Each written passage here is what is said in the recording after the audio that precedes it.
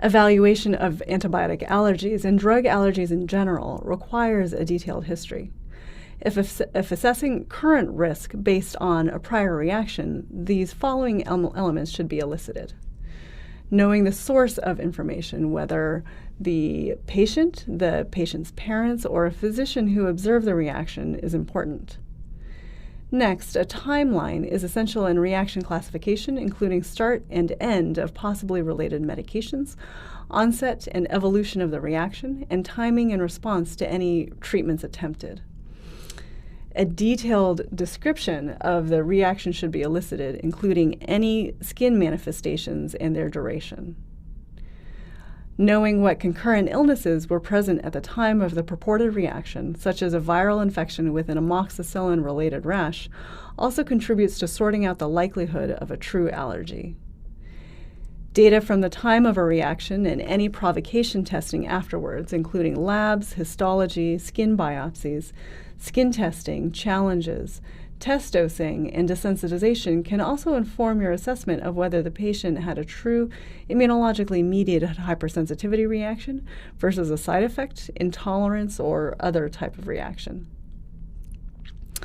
Eliciting whether the patient has had any subsequent accidental exposures can also be very helpful retrospective knowledge. If you are assessing an ongoing reaction, similar elements are needed, but it can be more accurate as the information is more readily available and verifiable. A reaction timeline, reaction description, diagnostic workup, and concurrent illnesses and medications can also be corroborated by an examination and skin inspection. Why do we want to revisit histories of antibiotic allergies when there can be alternatives? As I mentioned earlier, one of the most pressing reasons is the poor efficacy of alternatives. For example, use of vancomycin for methicillin-susceptible Staph aureus when cefazolin and nafcillin are known to be more effective. Drug resistance can also limit the use of alternatives, both in treating a current infection and future infections. The exposure to a broader than necessary antibiotic may be reflected in future resistance patterns. Intolerances and drug-drug interactions may also limit use of alternatives, such as gastrointestinal side effects with macrolides. Alternatives may also be contraindicated. For example, we cannot use doxycycline for pregnancy-related syphilis. Penicillin must be used. Other factors such as bioavailability, route of administration, as well as cost should be taken into consideration. Although cost is not the first factor in antibiotic choice, it is one of the central concerns in antimicrobial stewardship. Diagnostic testing for antibiotic allergies can be employed for specific scenarios. Tryptase can be measured in the serum and should be drawn if anaphylaxis is suspected, but must be done in a specific time frame. It peaks about 1 hour after the onset of an immediate type hypersensitivity reaction and thereafter declines over several hours, so it's not helpful when checked further out from a reaction. Tryptase is released by mast cells along with other mediators that account for a lot of the symptoms around immediate hypersensitivity reactions, including itching, swelling, urticaria, bronchospasm, and hypotension. For retrospective evaluations, skin testing can be placed and interpreted by an allergist and can be done with several antibiotics, primarily when suspecting or trying to rule out an immediate type hypersensitivity. Recent anaphylaxis, antihistamines, and some other medications may produce false negatives. And negative skin testing must be followed by a confirmatory challenge, either oral or IV, to make any conclusions. Desensitization is a method of administering an antibiotic or any other medication to a patient who is thought to have a high likelihood or a known allergy, particularly an immediate type hypersensitivity. We recommend that a desensitization be done under the supervision of an allergist. The exact protocol depends on the nature of the prior reaction and the acuity of the patient. It is a temporary state that is maintained only as long as the drug is in the system. Redesensitization is required if doses are missed. Subsequent courses must be done by desensitization. And challenges, in contrast, are done in patients who have a low likelihood of a true allergy and are done to demonstrate the absence of an allergy. The protocol also depends on the reaction history and the acuity of the patient. This should be done with caution in specific circumstances. The decision to desensitize or challenge should be based on multiple elements, which may include skin testing. With regard to common antibiotic allergies, penicillin is one of the most common causes of antibiotic reactions, and about 10% of those patients will report a history of penicillin allergy. Of these, about 90% will actually be able to tolerate penicillin. Penicillin skin testing is well validated and is FDA approved and has a negative predictive value of around 95%.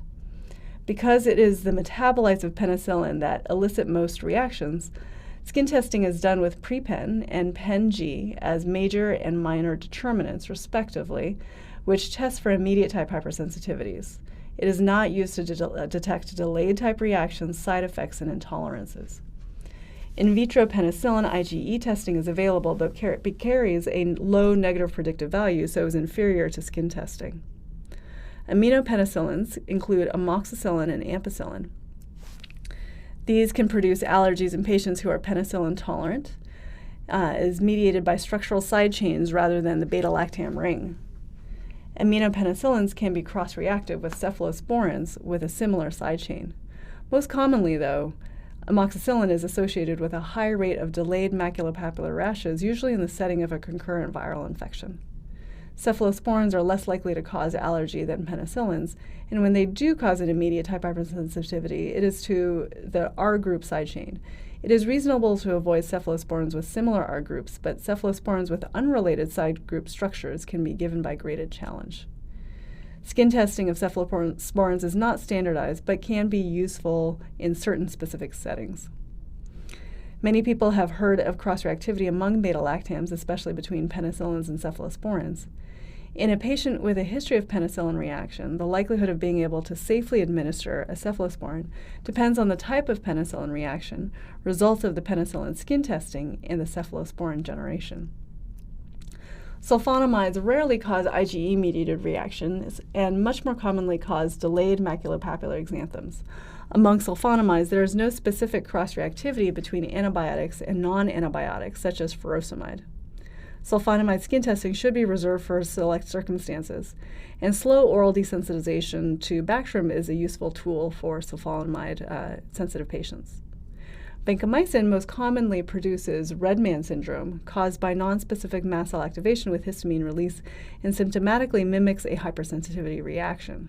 True IgE-mediated hypersensitivity to vancomycin is rare but does happen, so desensitization can be done if necessary.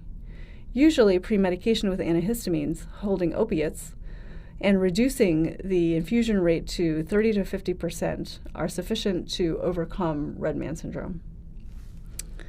Allergy evaluations to delabel antibiotic allergies are a powerful tool for antimicrobial stewardship programs. A number of studies have demonstrated substantial cost savings and increased use of optimal antibiotics from antibiotic allergy evaluations, primarily in patients with a history of penicillin allergy, as well as other beneficial outcomes. Some institutions have decision pathways that empower the treating physician to determine whether to do graded challenge or to consult allergy with positive outcomes. Partnering with allergists trained in these evaluations can remove a lot of the mystery that surrounds antibiotic allergies. I hope this has been helpful, and thank you for your attention.